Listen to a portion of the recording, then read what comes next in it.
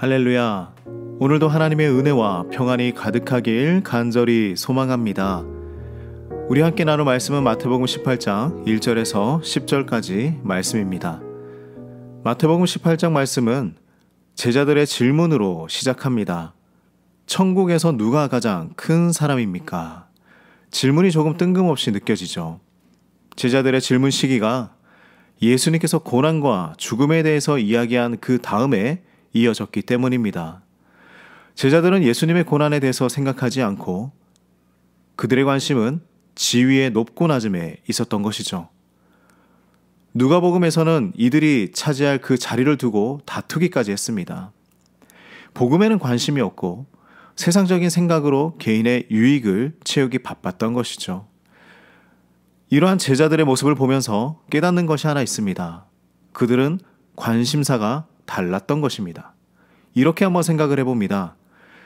우리가 신앙생활을 할 때 주님이 원하시는 것은 우리가 하나님의 말씀을 가까이 하고 기도하며 순종의 삶을 살아가는 것입니다.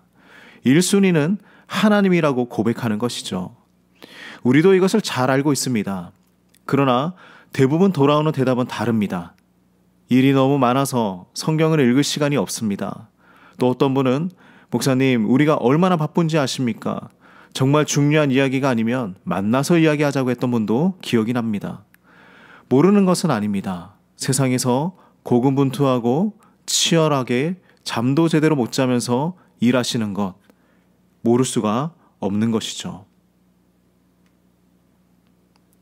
그럼에도 여기에서 우리는 명확하게 우리 자신을 발견할 수 있어야 합니다. 우리 정말 변명 없이 솔직하게 이 부분을 생각해 보길 원합니다. 우선순위가 분명히 바뀌어 있다는 사실이죠.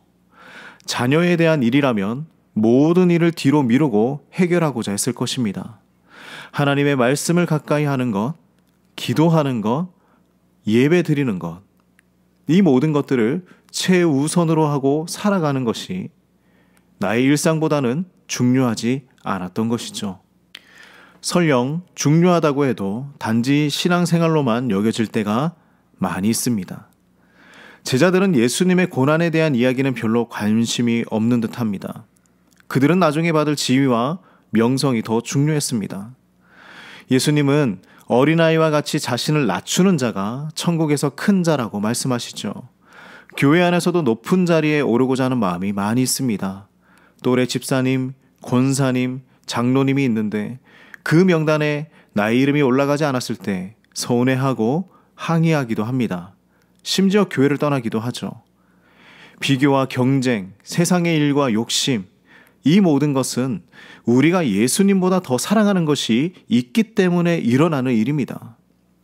예수님을 믿는 사람들을 넘어지게 하지 않는 것, 나의 손과 발과 눈이 나를 넘어지게 하지 않는 것, 이 모든 것들이 믿음을 방해하는 것들이라면 모두 버리는 것이 더 낫다고 말씀하시죠. 예수님께서 보시기에는 육체가 상하는 것보다 영혼이 상하는 것이 더 큰 문제이기 때문이었습니다. 우리는 참 많은 변명과 핑계를 가지고 살아갑니다.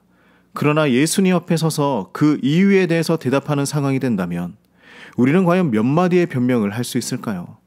예수님, 제가 세상 일이 좀 바빠서 그랬습니다. 그렇다고 해서 예수님께서 우리를 모른 채 하시지는 않으실 것입니다. 대신 제자들에게 하신 것처럼 우리를 다시 가르쳐 주실 것입니다. 우리 모두가 주님 앞에서 변명하며 살아가지 않길 원합니다. 제자들처럼 천국에서 누가 가장 큰 사람입니까? 이런 질문을 하는 것이 아니라 주님, 제가 천국 백성으로 합당한 사람으로 살게 인도하여 주시옵소서. 이렇게 간구하는 것이 우리에게는 더 큰 능력이며 힘이 될 것입니다. 오늘 하루도 주님 생각으로 가득 찬 기쁨의 하루가 되시길 간절히 소망합니다. 하나님, 우리는 누가 가장 큰 자입니까? 질문하며 살아가는 것이 익숙했음을 고백합니다. 주님 말씀 한 절 읽기보다 세상의 일에 더 관심이 많았음을 용서하여 주시옵소서. 우리의 우선순위가 바뀌어 주님 품고 살아가지 못했음을 용서하여 주시옵소서.